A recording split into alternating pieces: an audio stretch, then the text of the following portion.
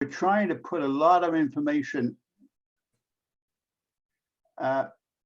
because we don't have a lot of time for the presentations. We're going to keep the questions and the comments until the end of the program. So if you will mute yourselves, put any questions or comments into the chat box, which will be monitored by Lisa Howard. Lisa will also be monitoring the time of the presenters. So if we get up to approximately 9.5 minutes, Lisa will wave her hand to give notice to the presenter that they've got about 30 seconds left out of their presentation. Or, as Logan has pointed out, all of the issues in our presentation and others which we will not get into tonight, they all need your support, both in time, letter writing, financially, and any way that you feel you can volunteer or support those issues. So thank you again for coming. And the first presenter is Logan Cross, who is the chair of the executive committee of the Northeast Florida Sierra Club. And he's going to give us an update on Renew Jacksonville. Okay, right. Logan. Thank you, Brian. I'm gonna run through some slides real quickly, and I'll stay within the time allocated. I hope you can all see this. Tell me if you cannot see my screen. The name of our campaign is Renew Jacksonville, and there's the obvious reason we call it Renew Jacksonville is because, as you'll see, one of the major focuses of this is to try to get Jacksonville to move to renewable, clean energy.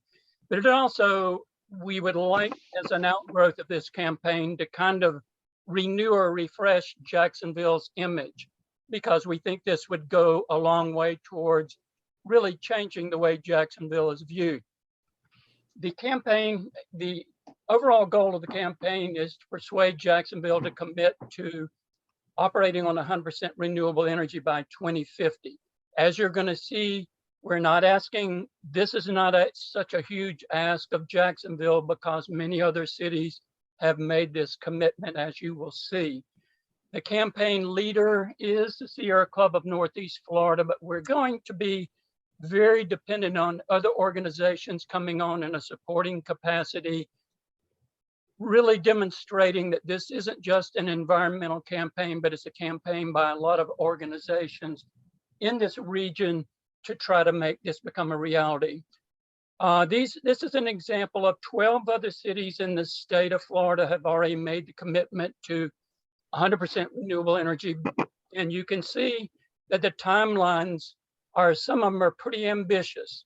Some of them have committed St. Petersburg by 2035, Sarasota 2045, and then on bottom line, 2050. We would like to get Jacksonville to commit to that 2050 timeline. As you can see on this slide, you can see that cities throughout the nation have made this commitment, and some of them are very, very ambitious. And if you look at Columbus, Ohio, it is already operating on 100% renewable energy, albeit it's not generating its own, it's buying a lot of its renewable energy on an open marketplace. But it shows that it can be done if there's a will, and you can see that a lot of these cities might be deemed peer cities for Jacksonville to which it compares itself sometimes. Really, there are two prongs to this campaign. One of the prongs is the Jacksonville Electric Authority, and I'll expand on why that's so important, and then the city of Jacksonville, more specifically the city council and the mayor. All right, more specifically, right now we're very focused on JEA's integrated resource plan. Essentially, that's its electrical strategic plan for the next 10 to 15 years. We really feel it's important for that plan to demonstrate that JEA is transitioning from high dependence on highly polluting, expensive fossil fuels to renewable energy. And you're going to see it's got a hell of a long way to go. But at any rate, that's one of our focuses. Then ultimately, we need the city to pass resolutions committing the city to operate on 100% renewable energy, and I'll be more specific about that later on. I'm not going to dwell on this slide, but I just want to touch on a couple of things to give you a framework for just where JEA is with regard to renewable energy. Currently, JEA renewable energy comprises 1.5% of its energy generation portfolio. 1.5%. The remainder of it comes from highly polluting fossil fuels. The JEA facilities alone, according to EPA data, account for over 90% of the annual greenhouse gas emissions in Duval County. If you lump together all other facilities like Anheuser-Busch, the steel plant out at Baldwin, and all your other manufacturing facilities, they accounted for, in 2020, they accounted for 7% of the greenhouse gas emissions. Now that does not include the greenhouse gas emissions associated with transportation. We don't have time for me to talk about the grade that JEA has received in a rating, but I can tell you that it is not very good. All right, so more specifically, what are we asking JEA to do? We're asking it to commit to at least 30% renewable energy by 2030. We want that reflected in this upcoming strategic plan. We figure if we can get them to get to 30% by 2030, the remainder 70% will be a cakewalk given all the advances in renewable energy technology and the increased affordability of renewable energy technology. Ultimately, we want them to make the commitment to 100% renewable energy by 2050. That way we can go to the city council and say, gee, JEA has provided us with a roadmap. All right, the other thing is we want them to do is decommission the Northside Generating Station by 2030. That is its remaining coal-fired generating facility, and we feel that it really needs to go. It has 2 generating stations. One was built in 1966 and the other one was built in 1972. We don't want them to replace the Northside Generating Station with a new gas plant because that would more than likely turn into a stranded asset. And then we also want them to change its relationship with rooftop solar and homeowners and make it 5% of its energy generation portfolio by 2030. We also want them to help underserved low-income areas of the city with home weatherization.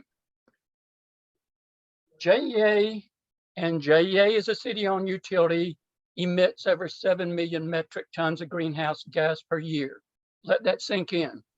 You don't see it because it's out there, mostly out on the north side of the city, but that's a lot of greenhouse gas emissions. So the city owns that. All right, so we're asking the city to do the same things that Orlando committed to. We want them to use renewable energy for all municipal operations by 2035. And we also want them to use renewable energy for the entire community by 2050. Again, these are not huge asks. Other cities have made these commitments and we're using Orlando as our template. So essentially, there are 3 phases to the campaign. The first phase is our focus on JEA at this time. And I won't go into great detail, but we are working real hard on this. Lisa Reineman is here tonight, and she's integral in that process that we're working on right now. Then we're going to shift our attention to the city council and the mayor, and then ultimately try to get them to follow through. I hope I'm within the 10 minutes, and at any rate, that gives you a quick overview, and I can answer questions at the end of the event if you do have some. All right. Thank you very much, Logan. And Logan does need a lot of recognition for spearheading this effort, this important effort. Thank you, Logan. We're now turned to Nancy Powell. I don't see Nancy here. Is Nancy on the? Yes, she is. Oh, sure. Nancy is the executive director of Scenic Jacksonville and is a leader for Riverfront Parks Now. So Nancy's going to give us an overview of Riverfront Parks now. Thank you, Nancy. It's all yours. Okay, I'm going to be within my 10 minutes, but I'm going to start out actually with a 3-minute video. I think it'll give everybody a good overview of who we are. And then I'll go through about 5 minutes of context. Whoops, we'll see here. How do I go to the next slide? Okay, see if it starts. Riverfront Parks Now is a coalition of nonprofit organizations that came together with a vision to transform our downtown through a connected network of parks and green spaces. Today, we see consensus and momentum, and we are excited that this vision can actually become a reality. Every major city has a thriving downtown. A downtown is a heartbeat of a city. And that goes back to every human being has a heartbeat, right? There's a way that blood pumps through your body. It keeps you alive. A major city especially needs that heartbeat. So that's our downtown. Our river allows for a lot of different things. People can enjoy it. They can boat on it. They can hang out on it. They can raft. They can tube. They can sit. Having a riverfront for all really means anyone being able to enjoy it however they want. Cities are sort of like people. They emerge with time. Park spaces are sort of like people as well. They emerge and change and morph as the demographics start to change. So by making a space more interactive, we're allowing that to happen. And when you have that type of synergy that takes place, that's really where the vibrancy and uniqueness of a space begins to really take over and transform a community, and really just energizes a place that attracts more people into that space and enjoy it. The St. Johns River is this amazing river that flows through most of Jacksonville. And it's a place where we can all come together in a city that is extremely large. And there's so much potential to develop the riverfront and make it accessible to all sorts of people so that it can become the backbone of our city. When we think about the future of our park systems, think about world-class design, people being creative, this becoming a destination spot, not just for people who currently live here, but for our visitors, from our toddlers to our older population. What makes downtown Jacksonville so important to this great city is that it's the community hub. It's the place where people come together to eat, to dance, to listen to music, to have courageous conversations. This right here, where I'm standing now, is a place where everyone can be a part of and call Jacksonville home.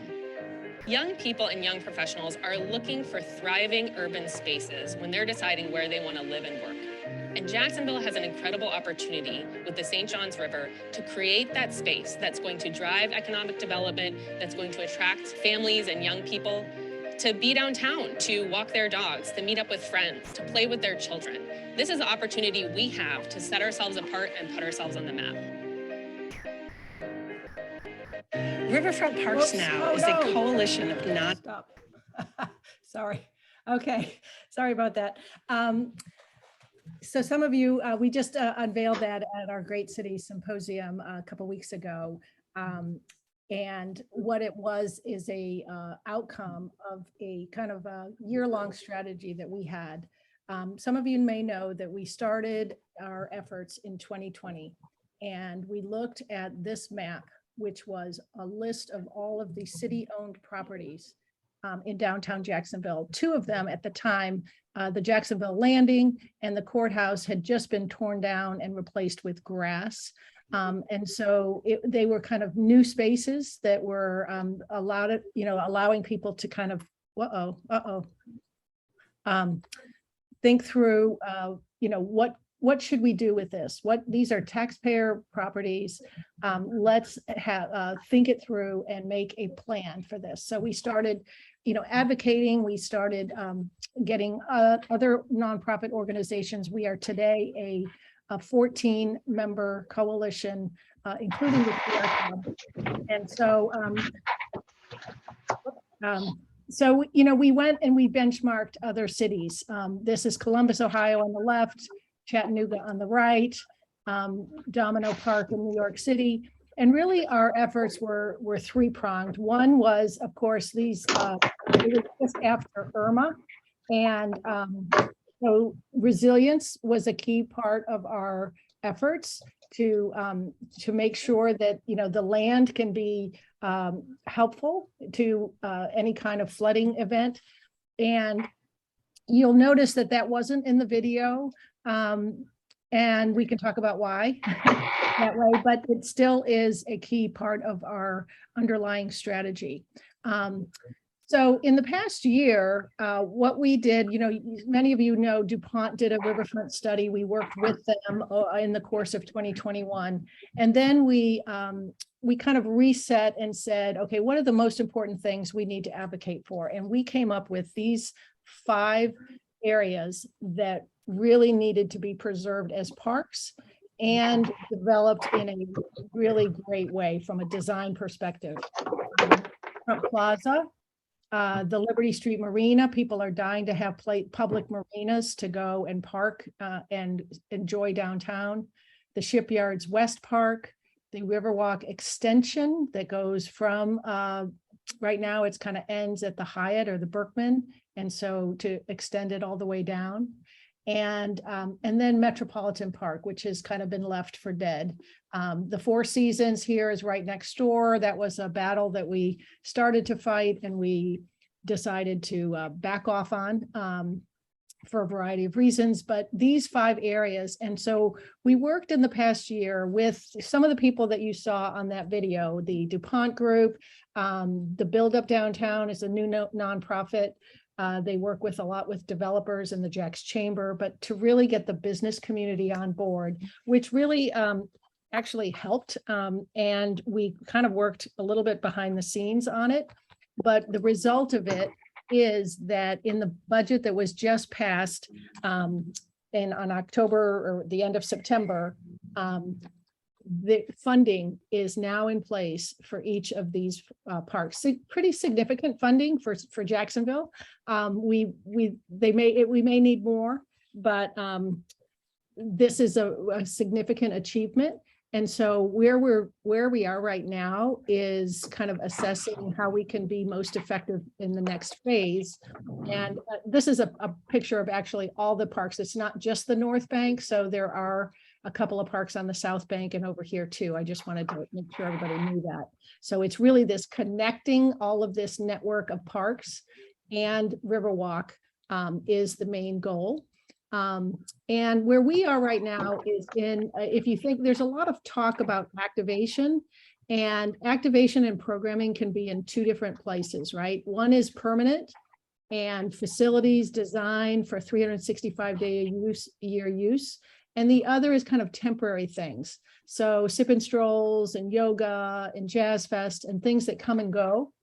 But where we're looking to focus our efforts is here on the left-hand side, the permanent design, which would also include designing for resiliency and flood control. And that's where we are right now. So I'm going to stop here because I know there's a lot more to go, but happy to take questions at the end. Thank you very much, Nancy. Our next speaker is Carr Smith, who is a member of the executive committee of the Northeast Florida Sierra Club. Carr has been monitoring very effectively and closely the developments of the proposed mining alongside the Okefenokee Refuge, and Carr will give us an update on that situation. Carr, the floor is yours. Thank you. I've been a member of the Sierra Club Northeast Florida group for more than a dozen years. I visited the Okefenokee 6 times. On one of those visits in the early 90s, members of a Jacksonville Canoe Club, including myself, canoed and camped for 3 days from the east side of the swamp near Folkestone, Georgia, to the west side of the swamp at Stephen C. Foster State Park near Fargo, Georgia. The swamp is a beautiful place. It's comprised of several different land and waterscapes, open water lanes and lakes, pine hammocks, hardwood hammocks, scrub habitats that provide cover for wildlife, cypress swamps with towering trees that give the feeling of being in a cathedral, wet prairies that are spangled with water lilies across acres of water. The Okefenokee is some 7,000 years old. It is a shallow, bowl-shaped, wet peak area that was once part of the ancient ocean floor. This bowl has two rims that are called sills, S-I-L-L-S, that keep the water in place in the swamp.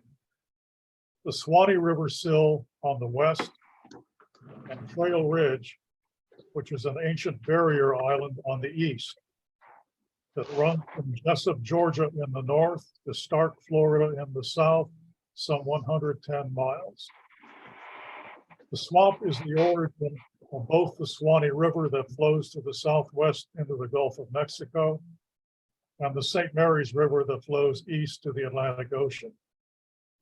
The only source of water going into the swamp is from rain. The swamp has no groundwater connections. The Okefenokee ecosystem supports 600 species of plants, 233 species of birds, 150 species of mammals, reptiles, and amphibians, and 39 species of fish. Today's Okefenokee is a national wildlife refuge that is run by the U.S. Fish and Wildlife Service, a bureau within the U.S. Department of Interior. The refuge itself covers approximately 700 square miles. It is the largest national wildlife refuge in the eastern U.S. and one of the most visited national wildlife refuges, with 400,000 visitors per year. The swamp has 120 miles of canoe trails, and an average of 4,000 campers per year use the canoe trail camping platforms. Those visitors support 750 jobs in the area, either directly or indirectly based on tourism. Stephen C. Foster Park on the west side of the swamp has been named an International Dark Sky Park and is one of the 10 best stargazing locations in the U.S. The Okefenokee is also in the process of being considered as a United Nations World Heritage Site. However, since 2019, the Okefenokee has been under a threat from a proposed titanium strip mine on Trail Ridge at the edge of the swamp. That mine would strip Trail Ridge to depths of 50 feet or more over a so-called demonstration area of 400 acres, with a plan to later expand 8,000 acres. Trail Ridge has been mined for titanium and other heavy metals in various locations since the end of World War II, but never at the edge of the Okefenokee. Opposing that mine is an organization called the Okefenokee Protection Alliance, with a website at www.protectokefenokee.org that I will place in the chat box after this presentation. The Okefenokee Protection Alliance is composed of 40 conservation organizations, including the Sierra Club Georgia chapter, the Sierra Club Florida chapter, and our own Sierra Club Northeast Florida group. The Alliance website also contains documentary videos on the swamp that will take you for a virtual visit to a unique place and provides updates on the mine situation and action opportunities as they arise. The primary risk to the swamp, identified by hydrologists both at the Fish and Wildlife Service and at the University of Georgia, is that a strip mine tearing into the 7,000-year-old sill that is Trail Ridge would change the structure of that sill, likely causing the swamp to lose water, endangering the swamp and the refuge. When people hear the word titanium, they think about sophisticated aircraft and aerospace applications. Twin Pines Mining has made misleading statements in the past about strategic metals. But the titanium that would be mined at the proposed site on Trail Ridge is titanium dioxide. It's used as a pigment in white paint and in paper. Although mining of that grade of titanium would be profitable, there is no shortage of that common grade and no need to mine at the edge of the Okefenokee. Endangering the Okefenokee Swamp and Wildlife Refuge for a commonly available paint and paper pigment makes no sense at all. The Twin Pines proposed mine location is in a wetlands area. A short history of the Twin Pines mine proposal as of 2019 is that the Federal Clean Water Act required a permitting process to be done by the Army Corps of Engineers when harm to wetlands are involved. After some months of investigation, the Army Corps was considering requiring an environmental impact statement. Twin Pines stated that they would not move forward if an impact statement was required, and at that point, Twin Pines withdrew their application. However, as of June 2020, the Trump administration EPA put into effect a change in the definition of the waters that are covered under the Clean Water Act. That change removed federal jurisdiction over many wetlands, including the area proposed for strip mining by Twin Pines. Recently, the Army Corps of Engineers reasserted jurisdiction based on the failure to originally consult with the Muskogee Creek Nation, the original peoples of the swamp. However, Twin Pines sued to have that jurisdiction canceled, and inexplicably, the Army Corps folded and federal jurisdiction again ceased to exist. Currently, the only remaining governmental jurisdiction is with the state of Georgia under the Georgia Environmental Protection Division known as the EPD. EPD is reviewing 5 permit applications required under Georgia law, and they are closing in on completion. The issuing of a mining site plan is expected sometime after the November 8th Georgia governor's election, and there's a reason for that. The release of Twin Pines mining site plan will trigger the first of 2 60-day public comment periods. We will need as many opposing comments filed as possible. If you want to take an active part in the comment period, check the Okefenokee Protection Alliance website at the address that I will put in the chat box. And look under the website headings of resources, protect, and take action. Also, the Florida State chapter of the Sierra Club and the Sierra Club Northeast Florida group will be issuing action alerts with comment forms that you can use. Thank you for your time. Thanks very much, Carr, and thank you for your diligence in following it. The Okefenokee is near and dear to all of us. Keep us abreast, please. Our next speaker is Lisa Reineman, the St. Johns River Keeper. And Lisa's going to bring us up to date on on the many issues that confront the St. Johns River. So Lisa. Thank you, Brian. Thank you, Brian. And thanks everyone for having me here tonight. I'm very proud to be here as your St. Johns River Keeper to give you an update. Just this past October, the 15th annual State of the River Report for the Lower St. Johns River was released, and it provides, unfortunately, significant reason for concern, but also provides a few glimpses of hope. So tonight I'm going to share with you some of the good news, some of the bad news, and most importantly, what we can do together to protect and restore the St. Johns River. First, the good news. Total nitrogen levels in the main stem of the Lower St. Johns River, it remains satisfactory.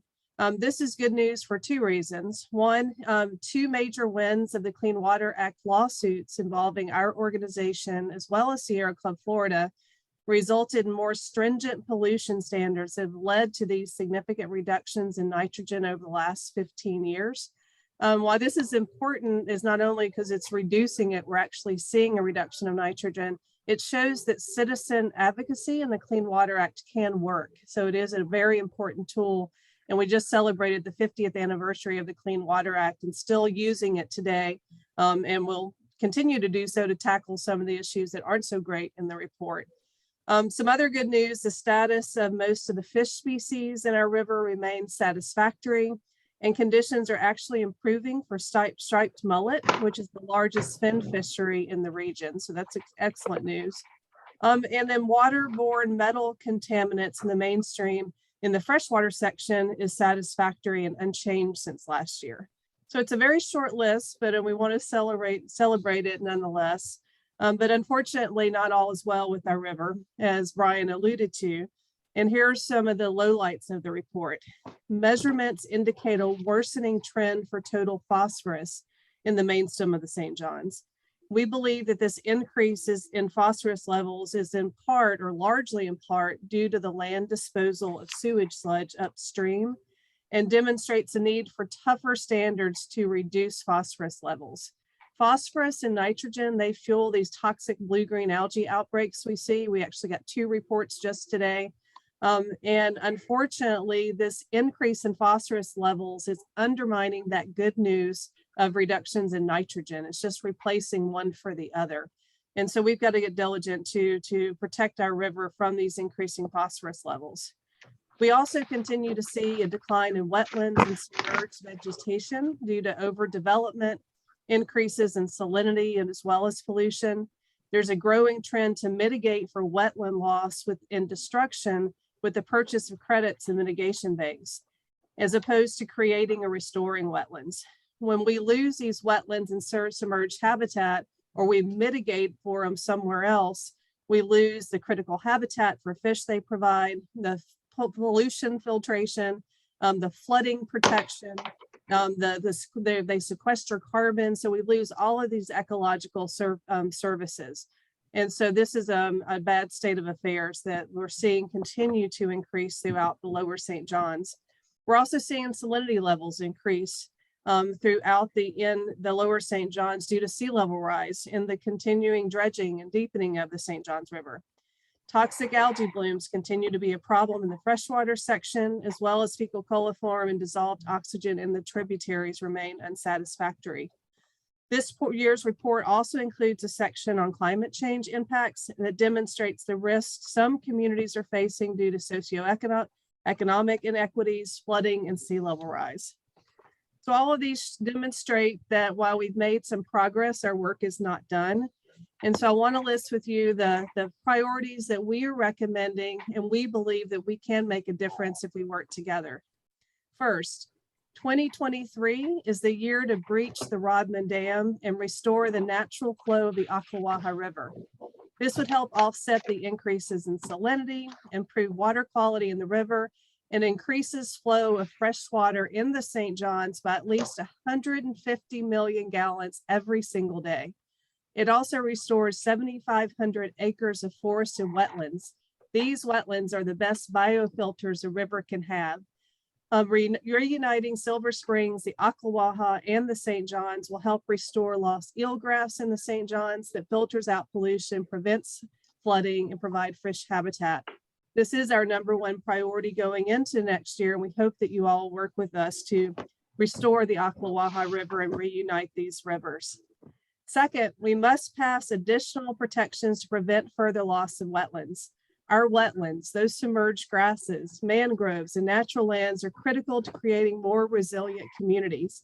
That's why we're currently suing the Environmental Protection Agency to resume federal oversight with federal protections for Florida's wetlands. We're also a proud member of Riverfront Parks Now, working to create wonderful spaces that can provide this buffer, but also provide more resiliency. Third, significant funding is needed to remove more failing septic tanks that continue to pollute our tributaries with harmful bacteria, nutrients, and create a human health hazard. Sea level rise is making our river more vulnerable to failing septic tanks as water tables continue to rise. And then we have to tackle this sewage sludge. We must fight to ban the land disposal of South Florida's sewage sludge in the upper St. Johns River. Every year, more than 50,000 tons of South Florida sewage sludge is dumped in the headwaters of the St. Johns and is a major source of excess phosphorus that we're tracking all the way to Jacksonville. This must be more tightly regulated, and our waters should have the same protections as South Florida waters. Sewage sludge also contains numerous toxic chemicals, forever chemicals, and heavy metals that can pollute our river. This is simply unacceptable. And last, we're also a proud member of Renew Jackson and appreciate Logan's leadership on calling local governments and utilities to aggressively reduce greenhouse gas emissions to address climate change. A warming planet is intensifying storms, increasing water temperatures and water levels. More frequent flooding and an increase in stormwater runoff means more pollution, more sewage overflows washing into our river, and it undermines the improvements that we've made and undermines the health of the St. Johns. It leads to more algae, more fish kills, and rising waters can cause more septic tanks to fail and salt water to contaminate our aquifer. With all that said, we do believe, though, that the most important thing is working together. The coalitions that are on here tonight are making a difference. Our water keepers are now working collectively across the state, not only with each other, but other statewide groups to have a larger voice in Tallahassee. And we can do these things as long as we commit to giving all of our waters a voice. And I appreciate the opportunity to share some of the bad news, but most importantly, things we can get done together. Thank you for your time and look forward to questions at the end.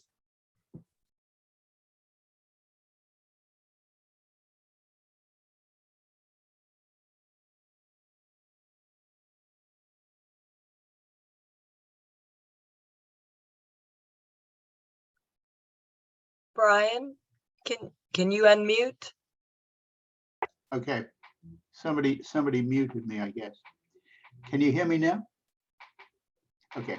Our next speaker is Ramesh Butch, who is the Director of Conservation Activities, or Acquisitions, I should say, at the North Florida Land Trust. And he is going to speak to us actually next month on December the 5th on the Osceola to Ocala Wildlife Corridor. But tonight he's going to give us an update on what other issues the trust is working on. So Ramesh, good evening, and you have the floor. Good evening, everybody. Are you able to hear me? Yep, Awesome. can hear you clearly. Thank you. Thank you. Yeah, I recognize some of the names. Lisa from my days at the Water Management District, Logan from our effort recently to save that property at Trout River. I'm happy to talk to you about the North Florida Land Trust. In a previous life, I ran the Alachua County Forever Land Conservation Program. And even before that, I was at Miami-Dade running their Endangered Lands Program. But I joined the Land Trust last year. I've been there just over a year now, and I am very happy to talk to you. Let me share my screen and go. Now, I have always seen people struggle with this. I want to make sure you're looking at the screen presentation, not the presenter's view. So let's make sure I do this right. Are you seeing the Utuo Wildlife Corridor? Yep, and you're seeing the kitty picture? Yes. Okay, and you're seeing it not in presentation view, but in the screenshot, the whole slide? Yes. Awesome, it worked. All right. Good work. Thank you. You know, small accomplishments make our day. All right. The North Florida Land Trust, founded in 1999. Like I said, I've been there for a year. I have a 32-year history with land conservation, mostly at the government level. And I was able to retire and join the Land Trust last year. Our mission is to preserve and enhance the quality of life in North Florida. And we feel that people are more connected when they have a great appreciation for the native environment. So I feel like I'm preaching to the choir here a little bit, but I am happy to tell you about all of the things that we do to connect people to the land and land for future generations. I think this slide is sort of self-explanatory. I don't think I need to explain this to all of you. There are many, many benefits of land conservation. We're talking now freely and more about climate resilience, which is a great thing. As you all probably know, for close on to 15 years, we couldn't mention those words together. One of the things I did want to point out, just in terms of jargon.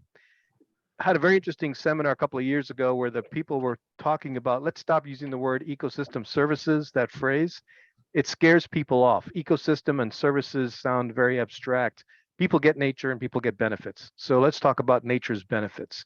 It's the same suite of services, but people will relate to this a little better. And that's one of the takeaways, I think, in terms of communicating with people and building receptivity into people. I think this is just a little bit of changing the way we address people. So what do? Our focus area are the 7 counties in Northeast Florida. And then our big project, which I'll talk a lot about next month and a little bit about here, is the O2O. So our service area actually is the 7 counties and then the western boundary as it extends for the Ocala to Osceola Wildlife Corridor. And I'll go into that quite a bit more detail. You can see that we've protected since '99 over 26,000 acres. We own almost 9,000 acres of that, over 33 properties, 5,000 acres under easement, and we facilitated an additional 12,000 acres that somebody else owns. So we worked on behalf of the Forest Service or DEP or local government. And I will talk a little bit more about that. Just in the last year, we have 71,500 acres of projects that we're actively working on. We closed just this year on just under 6,000 acres and worth about $13 million. So which lands to preserve? We are focusing in on 6 preservation priority areas. So these are sort of the broad criteria that we use when somebody brings us a project to work on, or we look at where we should be working. Community conservation, these are our catch-all for things assisting local governments or the one-off gems that somebody such as yourselves, I think Logan came to us with that piece on Trout River. Hey, there really isn't anybody else. Would you step up and help us? Given our expertise and our fundraising and some of our donors, we might have the magic ingredients to make this work. Not always. A lot of really small pieces of property that people have grown up used to being in their backyards, all of a sudden there's a land use change sign. We're not equipped to save every acre that we can. We really have to sort of have a bang for the buck. And so we have to tell people, heartbreakingly, we can't work on that right now. We do try to find another home for them, but sometimes it's just not possible. In America, unfortunately, as previous speakers have mentioned, people do have a right to develop consistent with the laws, and our job is to try to make the laws as environmentally friendly as we can. And sometimes that does feel a little Sisyphean about rolling boulders uphill. Springs aquifer recharge and water quality. I think we've said a lot about this. Lisa knows all about protecting water quality. We have the opportunity to drink the water that falls out of the sky sometime. So we need to make sure that it ends up in the aquifer as clean as a starting point as when we want to get it out. And the sort of analogy that I use when I'm talking to 3rd and 4th grade is a glass of water that is settling, the mud settling to the bottom. And I ask the kids, where do you want to drink the water? Well, how clear? And they always point to the top of the glass. And I said, well, then you want it to be in the ground that clean, right? Because that's how you want to drink it. You don't want to spend a lot of money cleaning it. And they get it. And falling on open green space, now you've got your starting point is clean water versus take a look at the water that drains off the streets into your stormwater drains. Not so good. Working lands, we'll talk a little bit about that when we get to the O2O, but the bottom line is local agriculture is good for food security, which is good for national security, good for local economy, and is also good for climate resiliency. Your food then has less of a carbon footprint. So we want to work and preserve working landscapes. Not to mention they do have some ecological wildlife corridor benefit. Coastal salt marsh is an exciting new area for us. With the ability to talk more about hurricane resilience and climate change, we're going gangbusters on this. We have a grant working with Pew Charitable Trusts to identify and try to come up with a toolbox to preserve this stuff. There's some complications. A lot of it's sovereign land. People don't know that, and that makes negotiation difficult. Military base buffering, a big focus area for ours. The bases in our area are a $4 billion economic engine. For better or for worse, they do prop up the economy of Jacksonville. All of the pretty improvements that you saw first around Riverfront Jacksonville are supported by the fact that these engines exist in our area. So buffering those installations, protecting their ability to perform is a key area for us. We have money from Department of Defense to help match whatever money we can raise to try to buffer those lands. It doesn't mean buying them. It means buying development rights and keeping them in some green but productive use. And then finally, the O2O, which we'll talk a little bit about, and that's what's going to be the basis of next month's talk. We do it the traditional way: conservation easements, purchases, and donations. There we are, 501c3. People can get charitable treatment from donations of money and land. Let's talk about military base buffering. I talked about this already. This is a recent example, Little Rain Lake near Camp Blanding. There's some unique features to Camp Blanding in terms of its military readiness that I don't know if I can speak out of school about it, but it's important to keep this base functional. And so buying lands within the flight zones and keeping them green, sometimes this is one that we own in fee, but a lot of times we buy conservation easements or attempt to. Salt marshes are, again, talking about hurricane resilience, mitigating for flood, storm surge, coastal storm surge, winds, marsh migration areas you're going to start hearing a lot about. That's if you're a shrimp and you have part of your life cycle in those small pots of water that dry out but remain hydrated, big fish can't get to you.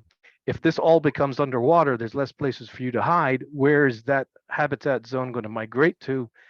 A lot of Florida, that habitat zone is seawalls. So there's no migration there. So where we have that transition zone that's not yet built out, that can be submerged periodically at high tide, these become the next refugia for especially important game species, invertebrates, those kinds of things. That's going to be the marsh migration zone. So we're trying to identify those lands and figure out ways to protect them. The map on the left shows green are all of the sort of publicly protected lands. Brown is the existing Florida Forever project areas. And what you see colored in red are where we have worked and already acquired lands in this marsh zone, along with some of our uplands up here. This is an interesting and new area for us. We're trying to address some of the historically underserved, historically marginalized folks. We did a big deal here on Little Nana Dunes at American Beach, $500,000. Fortunately, it was only 1.5 acres. This land is very, very expensive. But this is where was the only black beach in the area. And so, we were able to save it. We're working currently with the Gullah Geechee Nation to purchase this house in Fernandina Beach. A little outside of our comfort zone, but we think it's an important connection to the community. This is where Merrick Reed set up the Freedmen's Bureau and taught African-American children, gave adults some of the skills to integrate into major society. So that's an interesting new tact for us. But this is really the key thing in community conservation, working with communities to build their own land conservation programs.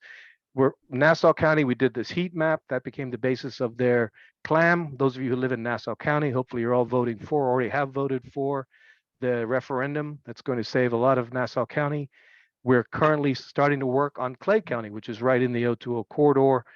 This timeline sort of represents the best practices of getting a local program started, all the way from public desire and a clear line of sight all the way through referendum, how it's implemented, the kinds of evaluations used, buying the land that should reflect what the public wanted, and then ultimately managing it to keep those values intact. So this is a part that's near and dear to my head, obviously.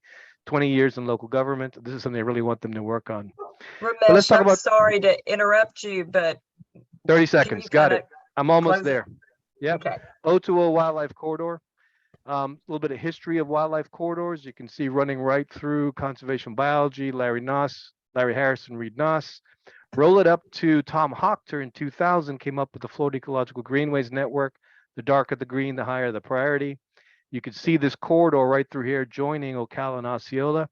That was designated by the Florida Wildlife Florida Legislature as the Florida Wildlife Corridor through $400 million at that. That is our piece of it right here.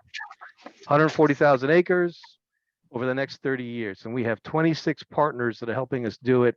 So far, we've done 15,000 acres worth $40 million. That's what's spent or committed over the next 5 years. So to wrap up, how can you help us? Here are some links that you can join any of these efforts. We have obviously lots of ways that you can leave us money or property. We have a volunteer work day on one of our properties this Saturday. Not too late to sign up. Thank you. Thank you very much, Ramesh. That was excellent. and you stayed pretty well on time, which was 40 seconds over. I apologize. yeah, excellent. Our next speaker is Adam Rosenblatt, who is the co-founder of the Citizens Climate Lobby Jacksonville chapter. He's going to talk about climate change and sea level rise. So Adam, we look forward to hearing your presentation. Thanks, Brian. Happy to be here with you all. Just like Lisa, I'm going to be talking about some good news and some bad news when it comes to climate change and how people can get involved and help us out here in Jacksonville and nationally. So the bad news first. The bad news is that we still face near-term threats and longer-term threats from the climate crisis. I'm sure that you're all aware of these threats. The one that is sort of the most pressing issue is the increasing strength of hurricanes, as we just saw with Hurricane Ian, how it strengthened incredibly quickly and just barely missed us here in Jacksonville. Just in the past 6 years, we've had 6 Category 4 or 5 hurricanes make landfall in the United States, whereas in the previous 47 years, only 4 such hurricanes made landfall. So obviously these hurricanes are getting stronger, and so every year we're just playing Russian roulette. And it's only a matter of time before Jacksonville, has to feel the impacts a little bit more directly, just like we did in 2017 with Hurricane Irma. The longer term threats are, same as they've been for decades: sea level rise and extreme heat. Sea level rise is going to affect hurricanes and the damage that they can do in a city like Jacksonville. And the flooding is going to be made worse by the St. Johns River dredging, which was recently completed. So that's another issue that we have to pay attention to. And then when it comes to extreme heat, Jacksonville is going to continue to get hotter, and it's going to be a major public health threat. I mean, it already is a public health threat, but it's going to get worse. And the exposure to extreme heat of different communities is going to differ across the city. I'm going to share my screen here so you can see a map that we recently completed. This is a heat map that was constructed during the summer of 2022. So just a couple of months ago, really. And we had volunteers who went out across the whole city and collected heat data using sensors attached to their cars. And then we were able to create this heat map with the data that was collected. For your reference here, the blue areas are 88 degrees Fahrenheit and the dark red areas are 98 degrees Fahrenheit. So there's a 10-degree difference across, the various neighborhoods of Jacksonville. And if we zoom in a little bit, you can see the hottest areas are really concentrated in parts of the city that are zoned for commercial and industrial usage. So you can see San Marco is very hot. The urban core is very hot. And then along major, roadways like 95 and US 1, and then off towards the beaches, if we're looking at, Atlantic Boulevard and Beaches Boulevard and JTB, we see a lot of concentration of hot areas along those roadways. So the thing that's a concern about this is that a lot of the areas that are most affected by heat are, not exclusively, but a lot of them are low income areas. So those are communities that are going to be the least able to deal with this extreme heat, less access to reliable air conditioning, less access to, parks where you can go and sort of cool off, maybe with a splash pad with your kids or public pools. And so these areas of the city need to be, prioritized in terms of how to help them weather these heat waves that are going to come more frequently in the future. And just to give you a sense of like what's causing these urban heat islands in certain areas, if we zoom in here, we can see Big Island Swamp up here on the northern part of this map. And it's a very blue area. It's much cooler because there's a lot of trees there. And just to the south of that is St. John's Town Center, which is dark red, one of the hottest places in the city. And if you zoom in on it, you can see that it's because it's wall-to-wall, parking lots, right? So really not a shocker that we're seeing, these heat areas, these high heat areas concentrated in these commercial and industrial centers of the city. So I'll drop the link to that map. That map is publicly available, but I'll drop the link to it in the chat right after I'm done with this. So anybody can go look at that map and you can see your neighborhood and you can see where you work and how it sort of might be affected by heat currently. And all of these areas are expected to get hotter as climate change continues. So that's the bad news. The good news is that global warming was previously expected to reach maybe 4 to 5 degrees centigrade on the high end of the climate model projections, which would have been obviously catastrophic. Now the high end of the models are only expected to reach 2 to 3 degrees centigrade because of some new revisions to the modeling techniques that scientists have been making over the past 5 years or so. So that's really good news, right? I mean, the former extremes that we might have seen with climate change would have been incredibly bad. Now we're just looking at 2 to 3 degrees centigrade, which is still bad, right? We still don't want to get to that range, but it's much better than 4 to 5 degrees centigrade. So, that is something to be happy about. The other thing that is good news is that, as I'm sure you all know, the federal government is finally making some serious investments in lowering emissions and building up resiliency across the country with the Inflation Reduction Act and other, steps that the Biden administration has been making over the past couple of years. But it's only, a first step towards what needs to be done to really control climate change and sort of, bring the threat levels down. And it's up to us to demand that the government take further steps to mitigate climate change. So groups like mine, Citizens Climate Lobby, where we have a local chapter that I lead, we lobby for climate change legislation with our members of Congress. For example, coming up just within the next month, we have a meeting with Representative Rutherford to talk about some climate legislation that we want him to support. That meeting is going to be at the beginning of December. If anybody on this call wants to join us for that meeting, you're more than welcome to do so. You can email climatejax@gmail.com. I'll drop that in the chat right after this. Or you can sign up with Citizens Climate Lobby at their website, citizensclimatelobby.org. And once you sign up there, your contact information will be sent to me directly, and I'll be able to reach out and contact you. So I will leave it there and happy to answer any questions at the end. Thanks very much, Adam. Our last speakers of the evening are John Pilecki and Nana Roya, who are both activists down in the St. Augustine area. They are supporting a proposed new constitutional amendment called the Right to Clean and Healthy Waters. Without any further ado, Nana and John, you want to come on and tell us about it and how people can sign the proposal to amend the Constitution? Sure. Thank you, Brian. The Florida Right to Clean and Healthy Waters initiative grew out of frustration among defenders of Florida's environment after decades of battling the state regulatory system that failed to protect us in our waterways from pollution. The details of this failure have been well documented. 80% of Florida's 1,000 springs are polluted by excessive nitrogen. Fecal bacteria impairs nearly 1 million acres of estuaries and 9,000 miles of streams and rivers designated for recreation. Polluted water was a major factor in the deaths of over 1,000 manatees in 2021. The frequency and duration of red tides have exploded. Blue-green algae blooms that have been linked to neurodegenerative diseases are becoming the new normal. Half of Florida's over 4,000 water bodies assessed by the state have been declared impaired. There have been many environmental laws passed by the Florida legislature and signed by governors over the past few decades. The problem is lack of enforcement.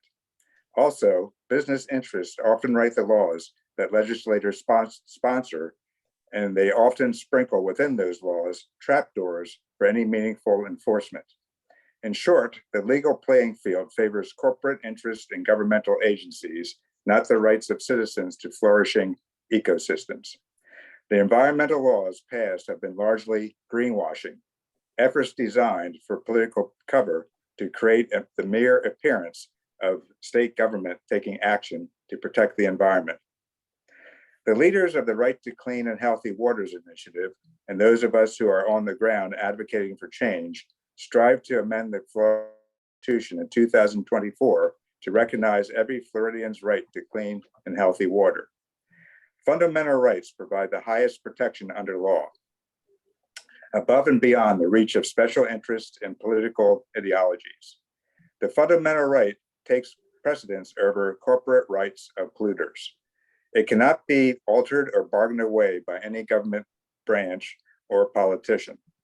This amendment enables citizens to hold Florida state executive agencies accountable when, through action or inaction, they fail to protect our waters and thus violate this fundamental right. Our greatest challenge is complying with laws that govern the initiative process in our state. The number of signatures required for an initiated constitutional amendment is equal to 8% of the votes cast in the preceding presidential election. That translates to 891,589 signatures on petitions that must be verified by February 1, 2024. The petitions are filed with local elections supervisors at least 1 month before this verification deadline. Now, Nana Royer, who is another St. Johns County Clean Water volunteer, will describe what our group has done and plans to do to place a right to clean and healthy waters amendment referendum on the November 2024 Florida election ballot. Nana? Okay. Those of us in St. Johns County, specifically St. Augustine, began our petition efforts in early July and turned them into the supervisor of elections the 1st of September and again the 1st of October, having collected a total of somewhat over 600 signatures, some of which were signed by people in other counties, which we sent to the main collection office in Fort Myers. Places from which we have solicited signatures include the Farmers Market at the St. Augustine Amphitheater and the Wednesday Market on the beach, Democratic Club meetings, at least one church, concerts, supportive organization meetings such as Good Trouble and Compassionate St. Augustine. We also gathered signatures at 2 Meet the Candidates evenings and from our community garden. We plan to set up tables outside a couple of our public libraries to gather more signatures, as well as continue monthly signings at the Farmers Market. We advertise the amendment on our Environmental Caucus Facebook page and hope to have an interview before long with a reporter from a local newspaper. 1 or 2 persons are designated to submit petitions to the supervisor of elections, which we do after hearing them, which means correcting them for any errors. We have a handful in St. Augustine of what are called ambassadors, and we need many more if we're going to garner all the signatures needed for a year from November. What does an ambassador do? He or she does what we're doing right now: educate and promote the amendment and collect signed petitions. There's a regional director for several sections of the state. David Moritz is the regional director for Northeast Florida, and he was unable to be here tonight. The website for the amendment is floridarightToCleanWater.org, which I put in chat. Here you can print out the form, and it has to be done hard copy. You can't do it online. Print out the form and hand it to your regional director or mail it to the address on the petition. I hear music from somewhere. You can also sign up to be an ambassador and find the name of your regional director to contact. I urge you to please sign the petition if you've not yet done so. Consider joining our campaign. We desperately need you. Thank you. Thank you, Nana. Is that the, is there anything more that you want to present? No, we made it short and sweet. Okay, thank you very much. Well, ladies and gentlemen, we're now going to some questions and answers. I want to thank all of the presenters. It was a very informative session as far as I was concerned. Anyway, I hope it was for you. We're going to now turn to Lisa Williams. Lisa, you want to monitor the chat box and see if we've got any questions or comments? Thanks, Brian. It looks like we don't have any questions yet in the chat box, but we do have great information in there from all of our speakers on the websites and the information that we'll all need to look up more on these important topics. So, but we don't have any questions at this point. So should we ask people to raise their hands if they want to pose a question? That sounds good. Anybody want to raise their hand and ask a question? I'll start us off, Brian, if that's okay. It's Ramesh. Sure, please, Ramesh. So I was curious about the charter amendment referendum question. Is everybody aware that there is a effort to reduce the ability for folks to put those kinds of questions on the ballot going forward in this election? Having just filled out my mail-in ballot, I thought, well, that's going to make things very hard. So I just wanted the organizers to be aware, and maybe it's a domino. Keep the ability to put charter things in front of the legislature and the people this year, and then put your referendum 2 years or next year. Thank you. Okay. Thank you, Ramesh. Anybody else got a comment or a question? Pretty quiescent group, actually. Well, let's. Josh Milko has a question, Brian. Yeah. Okay, please, Josh. Go ahead, Josh. Yeah, Logan, thanks for the presentation and the great work you've been doing. I'm trying to catch up on all of your asks and the great work you've been doing there. And I'm wondering if demand response for JEA is any part of the asks or encouragement for how they might sort of allow citizens with rooftop solar to recover some of that. I know there's been a lot with net metering policy in the state in general, but if we're pushing them for any reforms to policies there.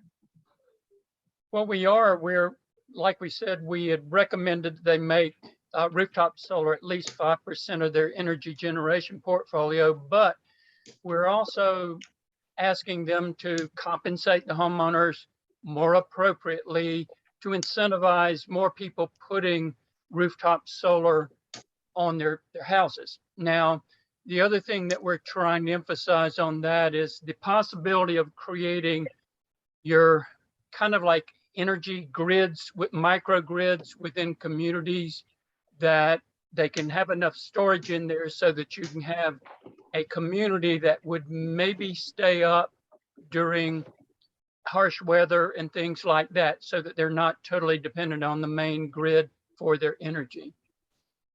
So we're trying to look for ways to incentivize that transition and change their position on rooftop solar. I sense that they're kind of open to that. Now, what form it will take remains to be seen. We don't know how far we can get them to improve their compensation for rooftop solar. Gotcha. Thank you. Nancy Powell has her hand up. Go ahead, Nancy.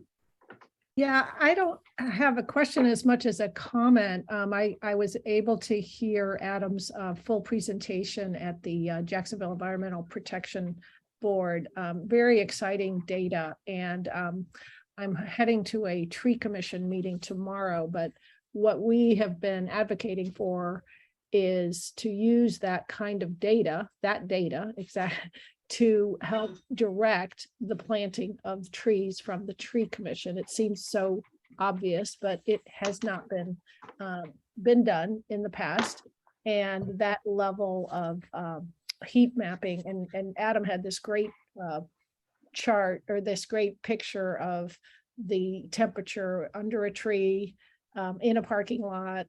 I can't remember exactly what it was, Adam, but it just tells the story so well. So, we are actively, and I know Ann Colanese has that data, working on it, but it's very practical, and really thank you so much for that work.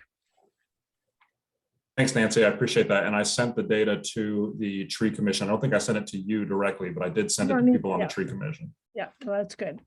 Okay. I can send it to you too. Do you want me to? I got the link. Okay, great. That's all you need.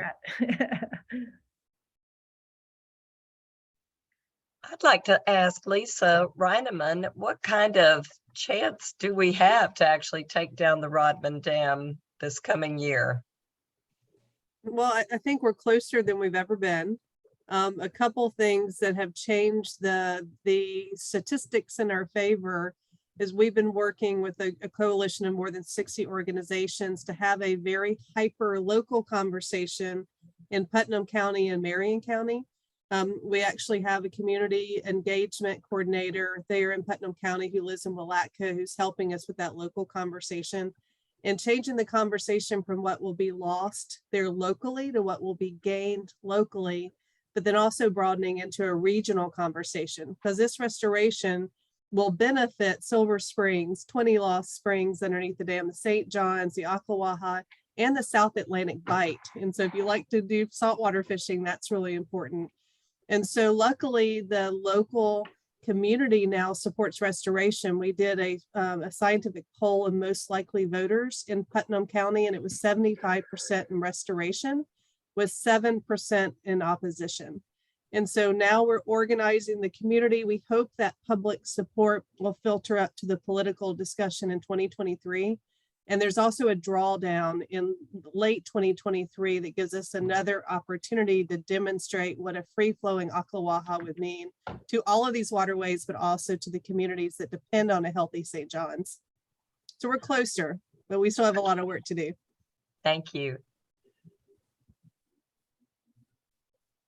Okay, and Jim Schwartz says that many of these issues will require political efforts to change policies or designate funds. Do we have any environmental advocates among Northeast Florida politicians? Barbara, well, we've got to, let me just say this, and I'm sure Lisa can expand on this and probably Nancy, but we've got like some city council members who are open to having conversations about things like resiliency and things of that nature, because they have made a commitment to the chief resiliency officer and funding some of the things she's doing. What we've got to do is get them to be more inclined to talk about climate change and global warming and Jacksonville's role in that. And that's why we're going to have to really work our city council to get them to make this part of their conversation. And why not? Because it is the reason why we're having to become resilient. So it's a type thing that's where all of you, I would say, can play a role as well. Both if you know a council member, have a conversation with them. But also you've got the upcoming mayoral race where we do stand a chance of maybe making it part of their campaign platforms. So that's areas where we can maybe make headway in the future as well. I don't know if that kind of addresses your question, but as far as Green council member now, I'm not sure. We've got a couple who would be inclined in that direction. Barbara, go ahead. Unmute yourself. Excuse me, we do have one state representative who has been, who was identified as a champion for the Sierra Club in the most recent legislative session, and that's Angie Nixon. The district she's in is District 14. It was part of the redistricting, so it looks very different from the district she used to be in, which was almost entirely Northwest Duval County. I live just south of Avondale, and she's my state representative now. So her district has shifted quite a lot. And she is a strong supporter of environmental issues. She has a huge disadvantage. She's a Democrat, and with such a minority in the legislature, it makes it really difficult for us to get through legislation that we want. But if you haven't voted yet and you have the opportunity to choose a state representative, please vote for Angie, because she is a huge supporter. And I want to emphasize again what Logan just said. We have a real opportunity in the mayoral election for Duval County in 2023. We have a strong mayor form of government here in Duval County, unlike in many areas. Not entirely so, but what the mayor wants to have happen generally happens, particularly when it comes to budget. And so electing a mayor who is in favor of recognizing the need to change the way we build, we construct, we plant trees, keep trees. We develop parks along our river and so on and so on, change the direction of JEA. I'm trying to remember all the many things we've talked about. The mayor is going to have a huge impact on that. And so certainly I'd like to think that the Northeast Florida Sierra Club group, at least the Duval County section of it, will get involved in that race. Now that, you know, our national elections are almost over, that's where we will want to focus our attention, but that's a really important place. But by and large, we sadly do not have many environmental advocates in the legislature. So we've got to educate the ones we have, and they're largely Republicans. So you've got to talk to them. You've got to make them understand that the climate is changing. It has really negative effects, and we need to make changes in such things as our utility company or whatever. And let me just say and kind of expand a little bit. We are going to approach every one of the mayoral candidates regardless of their party affiliation. Now, the argument we may use with each one of them may be slightly different. Maybe with a Republican leaning candidate, we may emphasize the economic benefits of transitioning to renewable energy and doing things that are environmentally and climate friendly. And maybe with a candidate who's more green oriented, maybe a Democrat, will be trying to appeal to them on slightly different grounds, maybe for the environmental benefit. So we really are going to try to be as apolitical as we can and try to take each candidate where they are and try to persuade them to get on board with some of the things we're advocating for. I wanted to ask Barbara a question, if I may, as we have lucky to have Barbara in on our program. Barbara, did you have any more comments about or advice about the upcoming election? Any other possible recommendations as to how we should vote? Well, I think, I'm sorry, I don't remember the gentleman's name from the Land Trust, but yeah, look very carefully at those 3 constitutional amendments that were being asked for, because one of them is recommending that we get rid of the electoral commission, and we don't want that, because that's one of the primary ways that citizens can impact the state constitution. So certainly one there to vote strongly against. And this amendment is not in Duval County, and I'm not sure it's in St. John's either, but I think you mentioned Nassau County, and I know in Alachua County, there's an amendment to make some very positive changes. No, the one I'm thinking of is only in Alachua County, to make some very positive changes in Alachua County. I'm sorry, I don't remember the amendment number, but look carefully at those amendments. They can be written in a very confusing way, I think sometimes to kind of trick people a little in the way, influencing the way they vote, but certainly opposing change, getting rid of the review of the Constitution every 10 years would not be a good thing for changes. Otherwise, we've endorsed, help me, John, one of the City Council Commission members in St. Augustine. Sorry, I've been traveling. John, help me with her name. His name, I'm sorry, Springfield. Yes, Jim Springfield. We're going to have to Jim start Springfield, and winding things down. we endorsed him, and we endorsed Becca for the mosquito Trish district. Becker, yeah. Trish Becker. So just 2 people in St. John's County that the Florida Sierra Club has endorsed in this election, if you haven't voted yet. Okay. I've posted a link to the Florida Sierra Club endorsements. If I could just add one comment on the political scene of Northeast Florida, I think there's an opportunity with the incoming Speaker of the House. He's not where we need him to be yet, but it's Paul Renner. He used to be from Jacksonville. He's very connected to a lot of attorneys in Jacksonville because he practiced law here. He's now in Flagler County, so he's in the St. Johns River watershed. He's a big supporter of the wildlife corridor and supports all the things that Ramesh talked about earlier. And springs protection, we're talking to him about springs protection, Ocklawaha.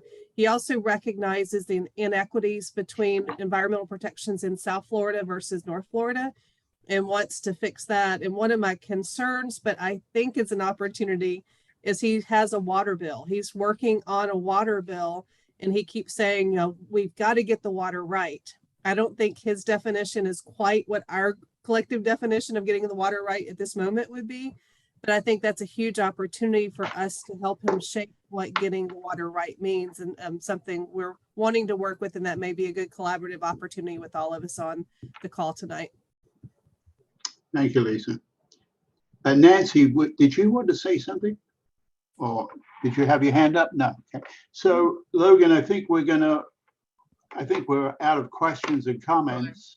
And I want to thank everybody, all of the presenters. You made excellent presentations. And thanks to everybody else for attending the program. And we'll leave it to Logan to wrap it up for us and send us on our way. I just want to reiterate what Brian said. Thank you all for coming and participating, many of us presenters and everything. And as I look around at the group, I recognize that many of you are already very staunch environmental advocates, and you're very involved on many levels. I would just say, in terms of us moving this forward, let's kind of do as Lisa said, let's try to collaborate where we can and try to get the word out to other people and get other people engaged in this. And not to keep on talking, thank you all for coming tonight. And I guess we'll close out this event for tonight. And I did record it, so it's a type thing that we'll try to make the recording available for possible distribution later. Thank you and have a great night, okay? Thank you, Bye-bye. everybody. Thank you.